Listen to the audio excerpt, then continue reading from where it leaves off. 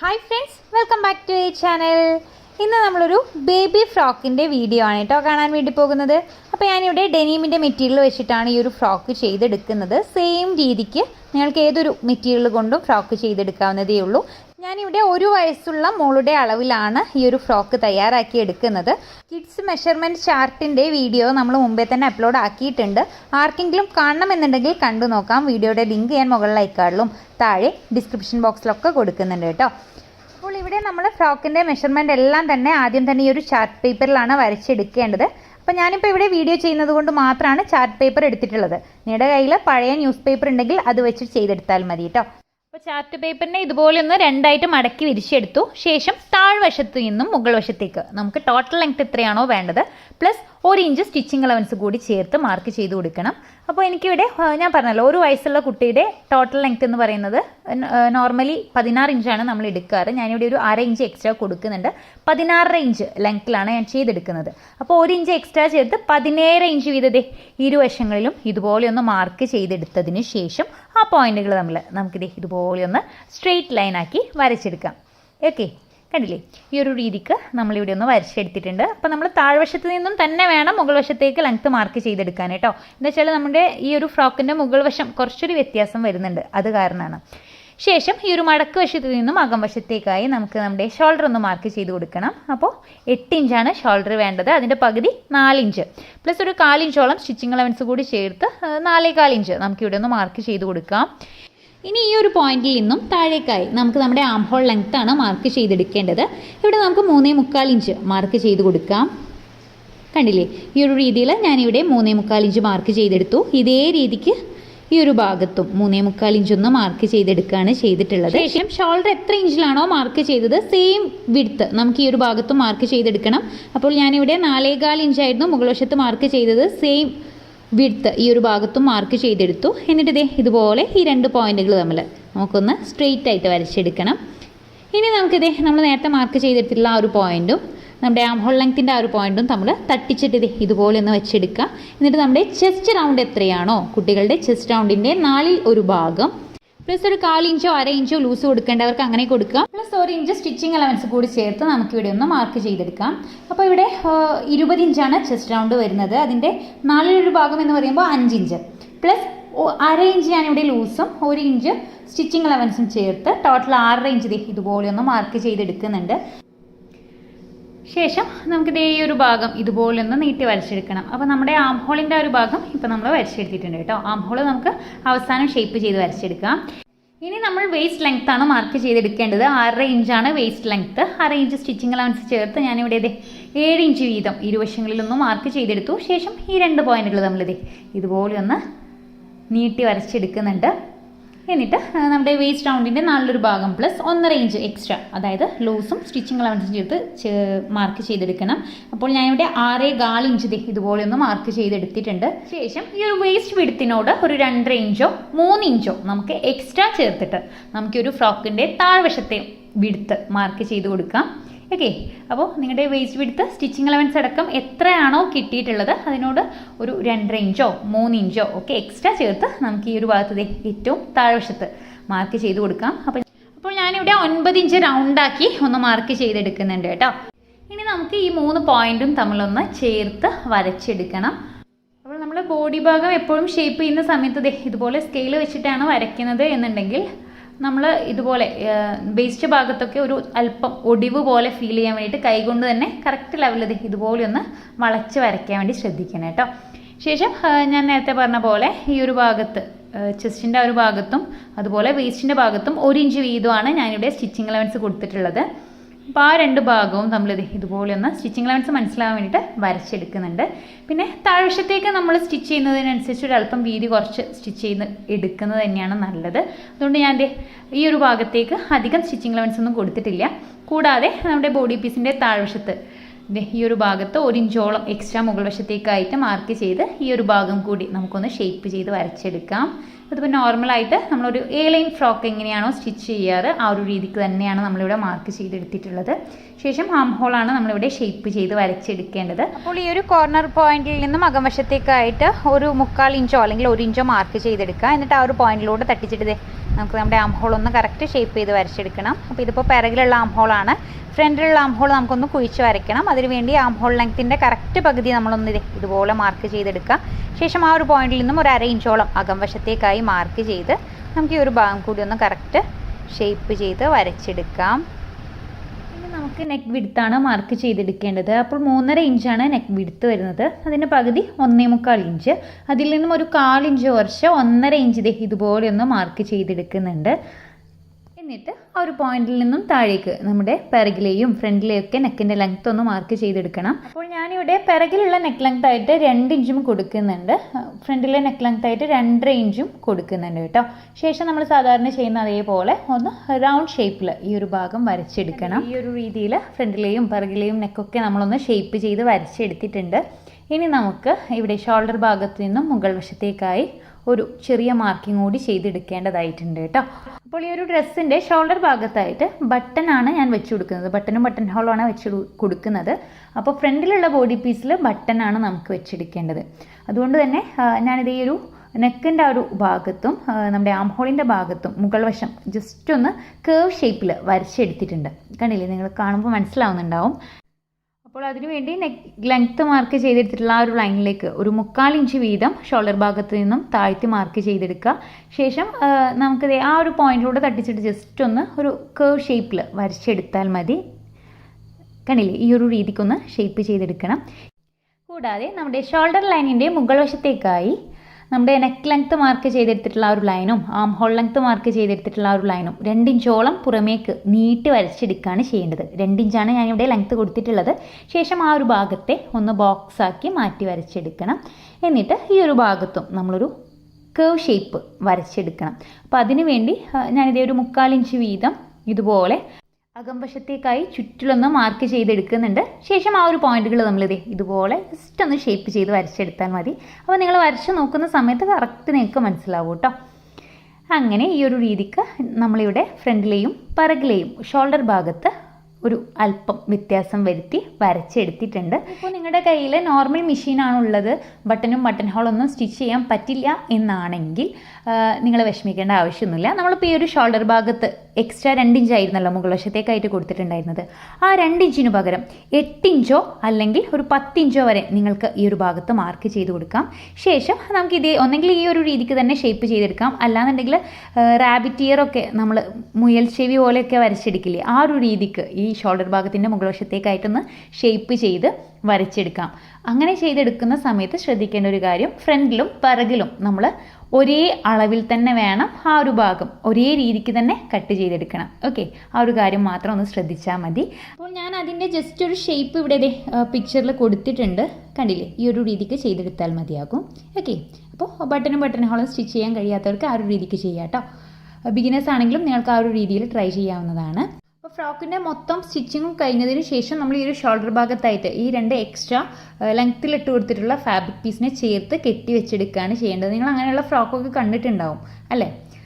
ഇപ്പോൾ നമ്മളെന്തായാലും ഈ ഒരു രീതിക്കാണ് ഇവിടെ ചെയ്തെടുക്കുന്നത്. ഞാൻ ആ ഒരു മെത്തേഡ് കൂടി ജസ്റ്റ് ഒന്ന് പറഞ്ഞു പോയി എന്നേലൂ കേട്ടോ.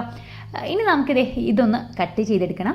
അപ്പോൾ പിറകിലുള്ള പീസിനെ ആദ്യം കട്ട് ചെയ്യുന്ന പോലെ, അതായത് പിറകിലുള്ള നെക്ക് ഭാഗവും ഷോൾഡറിൻ്റെ മുകൾ വശത്തേക്ക് നമ്മൾ കയറ്റി വെച്ചിട്ടുള്ള ഒരു ഭാഗം, ആം ഹോളിൻ്റെ ഒരു ഭാഗമൊക്കെ ആദ്യം കട്ട് ചെയ്യുന്ന പോലെ ഇതുപോലെ ഒന്ന് മൊത്തത്തിലൊന്ന് കട്ട് ചെയ്തെടുക്കണം. ഈ ഒരു രീതിക്കാണ് നമ്മളിപ്പോൾ ഇവിടെ കട്ട് ചെയ്തെടുത്തിട്ടുള്ളത്. കണ്ടില്ലേ.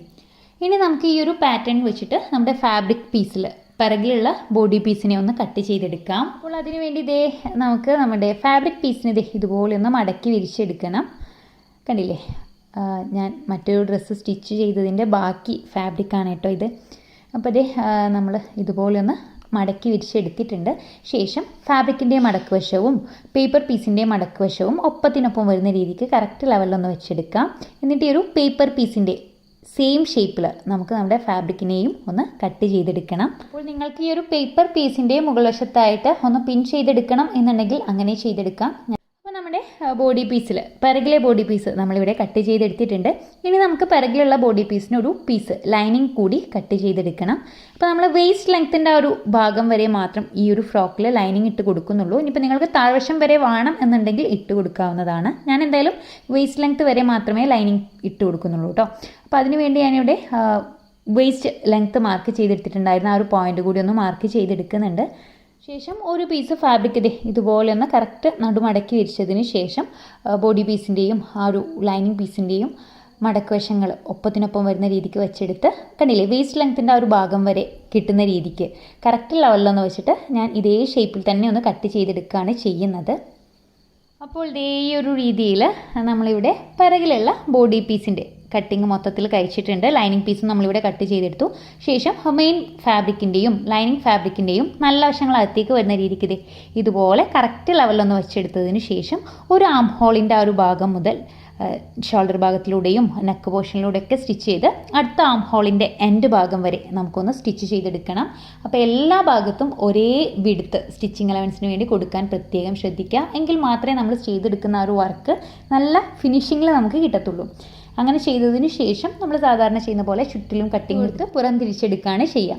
ഓക്കെ, അപ്പോൾ ഞാൻ നേരത്തെ പറഞ്ഞ പോലെ ആ റാബിറ്റ് ഇയർ വെച്ചിട്ടാണ് നിങ്ങൾ ചെയ്യുന്നതെന്നുണ്ടെങ്കിൽ ഈ ഒരു രീതിക്ക് തന്നെയാണ് ഫ്രണ്ടിലും പിറകിലും ചെയ്തെടുക്കേണ്ടത്. ഓക്കെ, ഇനി നമുക്ക് നമ്മുടെ ഫ്രണ്ടിലുള്ള പീസ് ഒന്ന് കട്ട് ചെയ്തെടുക്കണം. അപ്പോൾ ആദ്യമേ തന്നെ നമ്മളിവിടെ പേപ്പർ പീസിലാണ് കട്ട് ചെയ്തെടുക്കേണ്ടത്. ഫ്രണ്ടിലുള്ള നെക്ക് ഭാഗം ഒന്ന് കുഴിച്ച് കട്ട് ചെയ്തെടുക്കണം. ശേഷം ഷോൾഡർ ഭാഗവും ആം ഹോള് നമ്മൾ കുഴിച്ച് വരച്ചെടുത്തിട്ടുള്ള ആ ഒരു ഭാഗത്തിലൂടെയും നമുക്കിത് ഇതുപോലെ ഒന്ന് കട്ട് ചെയ്തെടുക്കാം. ഇനി ഞാനിവിടെ ഫ്രണ്ടിലുള്ള ബോഡി പാർട്ടിൽ ചെറിയൊരു വ്യത്യാസം വരുത്തുന്നുണ്ട്. ഫ്രണ്ടിൽ ഞാൻ യോക്ക് പീസ് സെപ്പറേറ്റ് ആയി കട്ട് ചെയ്തതിന് ശേഷം താഴ്വശത്തേക്കുള്ള സ്കേർട്ട് പോർഷനിൽ ചെറിയ പ്ലീറ്റ്സ് പോലെ ചെയ്തെടുത്തിട്ടാണ് ചെയ്യുന്നത്. അപ്പോൾ അത് വേണ്ടവർ മാത്രം ആ ഒരു രീതിക്ക് ചെയ്തെടുത്താൽ മതി. അങ്ങനെയാണെന്നുണ്ടെങ്കിൽ കുറച്ചുകൂടി ഭംഗിയുണ്ടാവും കാണാൻ കേട്ടോ. അപ്പോൾ നിങ്ങൾക്ക് താല്പര്യം ഉണ്ടെങ്കിൽ ഈ ഒരു രീതിക്ക് തന്നെ ചെയ്തെടുത്തോളൂ. അതിനുവേണ്ടി ഈ ഒരു ഷോൾഡർ ഭാഗത്ത് നിന്നും താഴ്വശത്തേക്കായിട്ട് 2.5 ഇഞ്ച് ആദ്യമേ തന്നെ ഇതുപോലെ ഒന്ന് മാർക്ക് ചെയ്തെടുക്കുന്നുണ്ട്. കൂടാതെ നമ്മുടെ നെക്ക് ലെങ്ത്തിൻ്റെ താഴ്വശത്തേക്കായി ഒരു 2 ഇഞ്ച് കൂടി ഇതുപോലെ ഒന്ന് മാർക്ക് ചെയ്തതിന് ശേഷം നമുക്ക് ഈ 2 പോയിന്റുകൾ നമ്മൾ ജസ്റ്റ് ഒന്ന് ഷേപ്പ് ചെയ്ത് വരച്ചെടുക്കാം. അപ്പോൾ എനിക്കിത് അത്രയ്ക്ക് അങ്ങോട്ടേക്ക് പെർഫെക്റ്റ് ആയിട്ട് തോന്നുന്നില്ല. അത് കാരണം ഞാൻ ഈ ഒരു ആം ഹോളിൻ്റെ ഭാഗത്ത് നിന്നും 1 ഇഞ്ചോളം ഒന്നുകൂടി താഴ്ത്തി ഇതുപോലെ ഷേപ്പ് ചെയ്ത് വരച്ചെടുക്കുകയാണ് ചെയ്യുന്നത്. കുറച്ചുകൂടി കൂടുതൽ ഭംഗി ആ ഒരു രീതിക്ക് ചെയ്തെടുക്കുമ്പോഴാണ് എന്ന് തോന്നുന്നു. അപ്പോൾ അതിനുവേണ്ടി ഞാൻ ചെറിയൊരു മാറ്റം ഇവിടെ വരുത്തിയിട്ടുണ്ട് കേട്ടോ. അപ്പോൾ നിങ്ങൾക്കും എന്തെങ്കിലുമൊക്കെ വ്യത്യാസം വരുത്തണം എന്നുണ്ടെങ്കിൽ വരുത്തിക്കോളൂ. ഓക്കെ, അപ്പോൾ നമ്മളിപ്പോൾ രണ്ടാമതായിട്ട് വരച്ചെടുത്തിട്ടുള്ള ആ ഒരു ലൈനിലൂടെയാണ് ഞാനിവിടെ കട്ട് ചെയ്തെടുക്കുന്നത്. കണ്ടില്ലേ, ഈ ഒരു രീതിയിൽ നമ്മളിവിടെ ഒന്ന് കട്ട് ചെയ്തെടുത്തു. ഇനി നമുക്ക് നമ്മുടെ ഫാബ്രിക്കിൽ ബോഡി പീസ് ഒന്ന് കട്ട് ചെയ്തെടുക്കാം. അപ്പോൾ ആദ്യമേ തന്നെ ഫ്രണ്ടിലുള്ള ബോഡി പീസ് കട്ട് ചെയ്തെടുക്കുമ്പോൾ ഈ ഒരു സ്കേർട്ട് പോർഷൻ കട്ട് ചെയ്തെടുക്കുന്ന സമയത്ത് നമ്മൾ ഈ ഒരു മടക്ക് വശത്ത് നിന്നും അകം വശത്തേക്കായി 1 ഇഞ്ചോളം എക്സ്ട്രാ ഇതുപോലെ ഒന്ന് മാർക്ക് ചെയ്ത് ആ ഒരു ഭാഗം ഒന്ന് സ്ട്രെയിറ്റ് ലൈനാക്കി വരച്ചെടുക്കണം. ശേഷം ആ ഒരു ലൈനിൻ്റെ മുകൾവശത്ത് വേണം നമ്മൾ ഈ ഒരു പേപ്പർ പീസ് വെച്ച് കട്ട് ചെയ്തെടുക്കാൻ. നമുക്ക് ഇവിടെ സെൻറ്റർ ഭാഗത്തായിട്ട് ചെറിയ പ്ലീറ്റ്സ് ഇട്ട് കൊടുക്കാൻ വേണ്ടിയാണ് നമ്മൾ ഇതുപോലെ എക്സ്ട്രാ 1 ഇഞ്ച് വിട്ട് കൊടുക്കുന്നത്. ഇനിയിപ്പോൾ നിങ്ങൾക്ക് വേണമെന്നുണ്ടെങ്കിൽ ഇവിടെ 1.5 ഇഞ്ചോ 2 ഇഞ്ചോ വിട്ട് കൊടുക്കാവുന്നതാണ്. എന്നാൽ ചെറിയ കുട്ടിക്കായതുകൊണ്ടാണ്, 1 വയസ്സുള്ള മോൾക്കല്ലേ നമ്മൾ ചെയ്യുന്നത്. അപ്പോൾ 1 ഇഞ്ച് തന്നെ ധാരാളമായിട്ട് മതിയാകും. വലിയ കുട്ടികൾക്കൊക്കെ നിങ്ങൾ ചെയ്തെടുക്കുമ്പോൾ കുറച്ചൊരു പ്ലീറ്റ്സിന് വേണ്ടിയിട്ടുള്ള ഫാബ്രിക്കിൻ്റെ വീതി കൂട്ടിയെടുത്തോളൂ. അപ്പോൾ ഈ ഒരു രീതിയിൽ നമ്മളൊന്ന് പേപ്പർ പീസിനെ ആ ഒരു ലൈനിൻ്റെ മുകൾവശത്തോട് ചേർത്ത് വെച്ചെടുത്തിട്ടുണ്ട്. ശേഷം സെയിം അളവുകൾ നമ്മളിത് ഈ ഒരു ഫാബ്രിക്കിലേക്ക് കൂടി ഒന്ന് മാർക്ക് ചെയ്ത് വരച്ചെടുക്കുകയാണ് ചെയ്യുന്നത്. ഇനി നമുക്ക് ഈ ഒരു ഫാബ്രിക് പീസിനെ ഒന്ന് കട്ട് ചെയ്ത് കൊടുക്കാം. അപ്പോൾ നമ്മൾ യോക്ക് പീസായിട്ട് ജോയിൻ ചെയ്ത് സ്റ്റിച്ച് ചെയ്യേണ്ട ആ ഒരു ഭാഗത്ത് ഞാനിവിടെ എക്സ്ട്രാ സ്റ്റിച്ചിങ് അലവൻസ് ഒന്നും കൊടുക്കുന്നില്ല. നിങ്ങൾക്ക് വേണമെന്നുണ്ടെങ്കിൽ ഒരു 1/2 ഇഞ്ചോളം എക്സ്ട്രാ സ്റ്റിച്ചിങ് അലവൻസിന് വേണ്ടി കൊടുക്കാം. ഓക്കെ, ഞാൻ ഓൾറെഡി ലെങ്ത്ത് കൊടുത്ത ആ ഒരു സമയത്ത് പേപ്പർ പാറ്റേണിൽ ഒരു 1/2 ഇഞ്ചോളം എക്സ്ട്രാ ഇട്ട് കൊടുത്തിട്ട് തന്നെയാണ് കട്ട് ചെയ്തെടുത്തിട്ടുണ്ടായിരുന്നത്. നമ്മളിതൊന്ന് കട്ട് ചെയ്തെടുത്തിട്ടുണ്ട്. ഇതിനോടൊപ്പം തന്നെ നമ്മളിവിടെ ചെറിയൊരു മാർക്കിംഗ് കൂടി ചെയ്തെടുക്കണം. അതായത് നമ്മളിപ്പോൾ വരച്ചെടുത്തിട്ടുള്ള ആ ഒരു ലൈനിൻ്റെ അകം വശത്തേക്കായിട്ട് ഒരു 1/4 ഇഞ്ച് ഞാനിവിടെ ഒന്ന് മാർക്ക് ചെയ്തെടുക്കുന്നുണ്ട്. ആ ഒരു 1/4 ഇഞ്ച് മാർക്ക് ചെയ്ത് ജസ്റ്റ് ഒന്ന് നോച്ചസ് കൂടി ഇട്ട് വെക്കാം. എന്താ വെച്ചാൽ നമുക്ക് ആ ഒരു ഭാഗത്തിൻ്റെ ഉൾവശത്തായിട്ട് വേണം പ്ലീറ്റ്സ് വെച്ചെടുക്കാൻ. ഓക്കെ, അത് സ്റ്റിച്ച് ചെയ്യുന്ന സമയത്ത് നിങ്ങൾക്ക് കറക്റ്റ് മനസ്സിലാവും കേട്ടോ. അപ്പോൾ ഈ ഒരു ഭാഗത്തും 1/4 ഇഞ്ച് ഇതിൻ്റെ ഓപ്പോസിറ്റ് സൈഡിലും അങ്ങനെ നമുക്ക് 1.5 ഇഞ്ച് വീതിയിൽ ഈ ഒരു പ്ലീറ്റ്സ് കിട്ടുന്ന രീതിക്ക് ചെറിയ ഞൊറികൾ ഇട്ട് വെച്ചെടുത്താൽ നല്ല ഭംഗി ഉണ്ടാവും കാണാൻ. അപ്പോൾ സ്റ്റിച്ച് ചെയ്യുമ്പോൾ നിങ്ങൾക്ക് കറക്റ്റ് മനസ്സിലാവും കേട്ടോ. ശേഷം നമുക്ക് ഈ ഒരു യോക്ക് പീസ് കൂടി ഒന്ന് കട്ട് ചെയ്തെടുക്കണം. പേപ്പർ പീസിൻ്റെ അതേ അളവിൽ തന്നെ ഫാബ്രിക് കൂടി നമ്മളിവിടെ ഇതുപോലെ ഒന്ന് കട്ട് ചെയ്ത് എടുത്തിട്ടുണ്ട്. കണ്ടില്ലേ? അപ്പോൾ ഈ ഒരു രീതിയിലായിരിക്കും നമ്മുടെ യോക്ക് പീസും ഫാബ്രിക് സ്കേർട്ട് പോർഷനും നമുക്ക് കിട്ടിയിട്ടുണ്ടാവുക. കണ്ടില്ലേ? ഇനി നമുക്ക് യോക്ക് പീസിൻ്റെ മടക്ക് വശത്ത് നിന്നും അകവശത്തേക്കായി ഒരു 1/4 ഇഞ്ച് വീതം മാർക്ക് ചെയ്ത് ആ ഒരു ഭാഗം കൂടി ഒന്ന് നോച്ചസ് ഇട്ട് എടുക്കണം. ഓക്കെ, അപ്പോൾ ഈ ഒരു ഫ്രണ്ടിലുള്ള ബോഡി പീസിൻ്റെ സ്റ്റിച്ചിങ് കഴിഞ്ഞതിന് ശേഷം മാത്രം നമുക്കിതിൻ്റെ ലൈനിങ് പീസ് കട്ട് ചെയ്തെടുത്താൽ മതിയാകും. ശേഷം യോക്ക് പീസും സ്കേർട്ട് പോർഷനും തമ്മിൽ അറ്റാച്ച് ചെയ്യുന്ന ആ ഒരു ഭാഗത്ത് പൈപ്പിംഗ് പോലെ ചെയ്തെടുക്കാൻ വേണ്ടി 1.5 ഇഞ്ച് വീതിയിൽ ഒരു ക്രോസ് പീസ് കൂടി ഞാനിവിടെ കട്ട് ചെയ്തെടുക്കുന്നുണ്ട്. ഇതിനിപ്പോൾ 1.5 ഇഞ്ച് തന്നെ വീതി കൊടുക്കണം എന്ന് നിർബന്ധമൊന്നുമില്ല, 1 ഇഞ്ച് വീതി എടുത്താലും മതിയാകും. അപ്പോൾ ഒരല്പം കൂടി വീതി കുറഞ്ഞിട്ടുള്ള പൈപ്പിംഗ് ആയിരിക്കും കിട്ടുക. ഓക്കെ, അപ്പോൾ ഇത് എന്തായാലും ഞാനിവിടെ കട്ട് ചെയ്തെടുത്ത് എങ്ങനെയാണ് സ്റ്റിച്ച് ചെയ്യേണ്ടത് എന്നുള്ളതൊന്ന് നോക്കാം. അപ്പോൾ അതിന് വേണ്ടി ഇതേ ഞാനിവിടെ ഫ്രണ്ടിലുള്ള ബോഡി പാർട്ടാണ് ആദ്യം തന്നെ എടുത്തിട്ടുള്ളത്. നമ്മുടെ സ്കേർട്ട് പോർഷൻ്റെ താഴ്വശത്തായിട്ട് ഞാനിവിടെ ചെറിയൊരു ആപ്ലിക്കോ വർക്ക് കൂടി ചെയ്തിട്ടുണ്ട്. ഇതിൻ്റെ ഡീറ്റെയിൽ ആയിട്ടുള്ള വീഡിയോ മുൻപേ അപ്ലോഡ് ആക്കിയിട്ടുണ്ട്. ആർക്കെങ്കിലും കാണണം എന്നുണ്ടെങ്കിൽ കണ്ടു നോക്കാവുന്നതാണ്. ഓക്കെ, അപ്പോൾ ഈ ഒരു രീതിക്കാണ് ഇപ്പോൾ നമ്മുടെ ഫാബ്രിക് നമുക്ക് കിട്ടിയിട്ടുള്ളത് കേട്ടോ. നമ്മളുണ്ടല്ലോ ഈ ഒരു യോക്ക് പീസിൻ്റെ സെയിം അളവിൽ വേണം ഈ ഒരു സ്കേർട്ട് പോർഷന് വച്ച് സ്റ്റിച്ച് ചെയ്തെടുക്കാൻ. അപ്പോൾ അതിനുവേണ്ടി നമ്മളിവിടെ മാർക്ക് ചെയ്ത് എടുത്തിട്ടുണ്ടായിരുന്ന ആ ഒരു ഭാഗം ചെറിയ ചെറിയ പ്ലീറ്റ്സ് പോലെ ഒന്നെങ്കിൽ വെച്ച് കൊടുക്കാം, അല്ലാന്നുണ്ടെങ്കിൽ ലൂസ് സ്റ്റിച്ച് ഇട്ട് കൊടുത്തിട്ട് ചെറിയ റഫിൾ പോലെ ചെയ്തെടുക്കാം. അപ്പോൾ ഞാനിവിടെ ലൂസ് സ്റ്റിച്ച് വെച്ചിട്ടാണ് ചെയ്തെടുക്കുന്നത്. അതുകൂടാതെ ക്രോസ് പീസ് നമ്മൾ കട്ട് ചെയ്തെടുത്തിട്ടുള്ളത് ഈ ഒരു യോക്ക് പീസിൻ്റെയും ഈ ഒരു സ്കേർട്ട് പോർഷൻ്റെയും സെൻറ്റർ ഭാഗത്തായിട്ട് വെച്ചെടുക്കാൻ വേണ്ടിയാണ്. അപ്പോൾ അതൊക്കെ നമുക്കൊന്ന് സ്റ്റിച്ച് ചെയ്തെടുക്കാം. നമ്മുടെ ഫ്രണ്ടിലുള്ള ബോഡി പീസിൽ നമ്മൾ നോച്ചസ് ഇട്ട് കൊടുത്തിട്ടുണ്ടായിരുന്ന 2 പോയിന്റുകൾ ഉണ്ടല്ലോ, അപ്പോൾ അതിൽ നിന്നും ഒരു പോയിന്റിൽ നിന്ന് അടുത്ത പോയിന്റ് വരെ നമുക്കൊന്ന് ലൂസ് സ്റ്റിച്ച്, ഏറ്റവും വലിയ സ്റ്റിച്ചിൽ നല്ല ലൂസായിട്ട് ഒരു സ്റ്റിച്ച് ഇട്ടെടുക്കണം. എന്നിട്ട് ത്രെഡ് ഇതുപോലെ ഒന്ന് വലിച്ച് അവിടെ ചെറിയ ചെറിയ റഫിൾസ് പോലെ വെച്ചെടുക്കണം. കണ്ടില്ലേ എന്ത് ഭംഗിയുള്ള പ്ലീറ്റ്സാണ് അവിടെ വരുന്നത് എന്ന് നിങ്ങൾക്ക് കാണുമ്പോൾ മനസ്സിലാവുന്നുണ്ടാവും.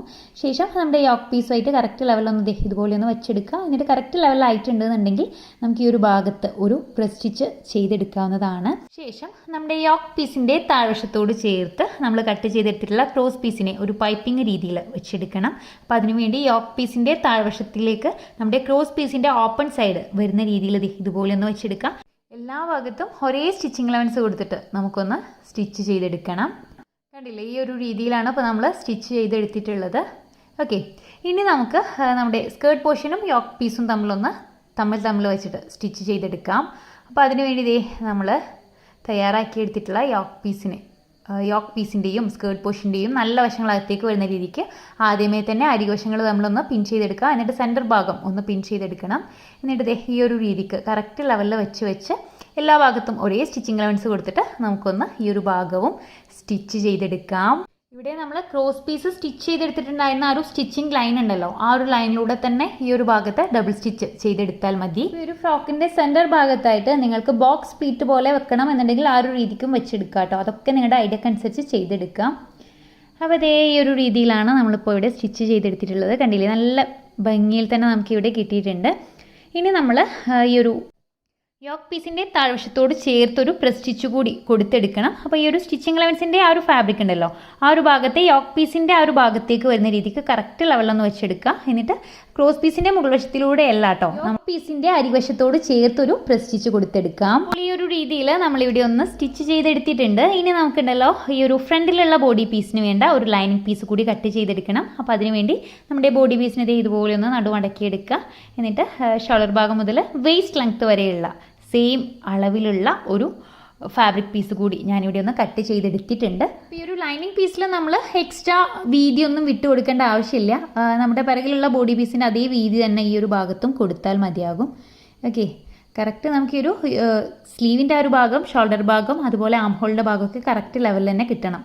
അതാണ് മെയിനായിട്ട് വേണ്ടത്. പിന്നെ ഞാൻ നേരത്തെ പറഞ്ഞ പോലെ വേസ്റ്റ് ലെങ്ത് വരെ തന്നെ ഞാനിവിടെ ലൈനിങ് ഇട്ട് കൊടുക്കുന്നുള്ളൂ. നിങ്ങൾക്ക് വേണമെന്നുണ്ടെങ്കിൽ നമ്മുടെ ഈ ഒരു ഫ്രോക്കിനേക്കാൾ ഒരു 2 ഇഞ്ചോളം മുകൾ വശം ലെങ്ത്ത് കിട്ടുന്ന രീതിക്കും ഈ ഒരു ലൈനിങ് ഇട്ട് കൊടുക്കാവുന്നതാണ്. അപ്പോൾ നമ്മളിവിടെ ലൈനിങ് ഒക്കെ കട്ട് ചെയ്തെടുത്തിട്ടുണ്ട്. ശേഷം യോക്ക് പീസിൻ്റെയും ബോഡി പീസിൻ്റെയും നല്ല വശങ്ങളകത്തേക്ക് വരുന്ന രീതിക്ക് ഇതുപോലെ ഒന്ന് തമ്മിൽ ചേർത്ത് കറക്റ്റ് ലെവലൊന്ന് വെച്ചെടുക്കുക. എന്നിട്ട് ഒരു ആം ഹോളിൻ്റെ ആ ഒരു പോയിന്റ് മുതൽ നമുക്കിത് ഇതുപോലെ ഒന്ന് ചുറ്റിലും സ്റ്റിച്ച് ചെയ്തെടുക്കണം.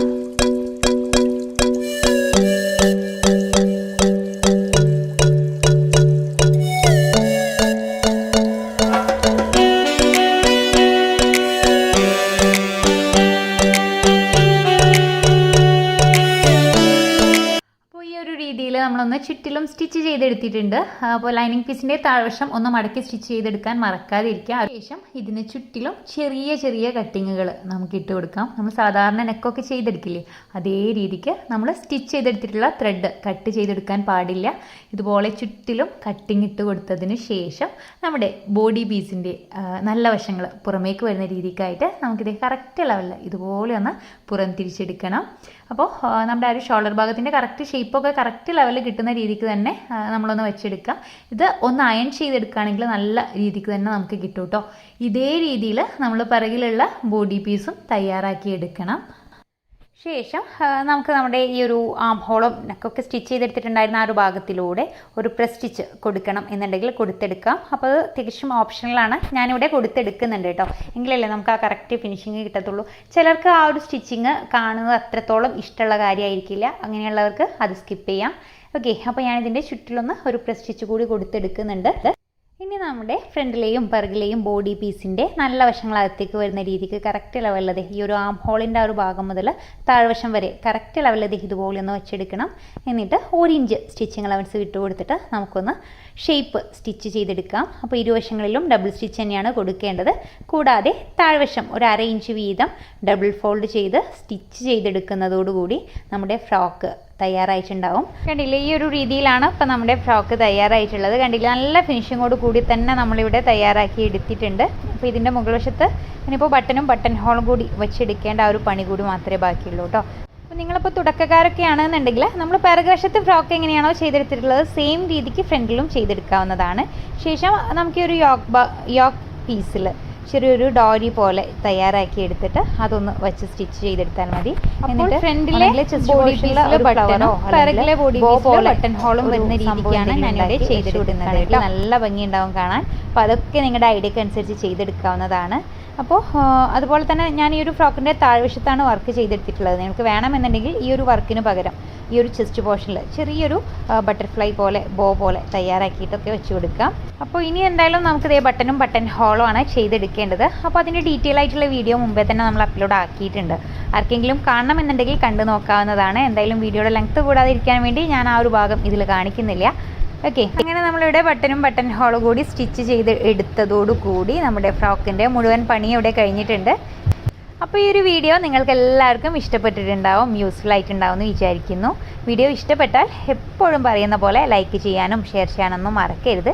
ചാനൽ ആദ്യമായി കാണുന്ന ഏതെങ്കിലും കൂട്ടുകാരുണ്ടെങ്കിൽ അല്ലെങ്കിൽ ഇതുവരെ ചാനൽ സബ്സ്ക്രൈബ് ചെയ്യാത്ത ആരെങ്കിലും കാണുന്നുണ്ടെങ്കിൽ ഒന്ന് സബ്സ്ക്രൈബ് ചെയ്യുകയും കൂടി ചെയ്യണേ. അപ്പോൾ മറ്റൊരു യൂസ്ഫുൾ വീഡിയോ ആയിട്ട് നമുക്ക് ഉടൻ തന്നെ കാണാം. അതായിരിക്കും. അസ്സലാമു അലൈക്കും.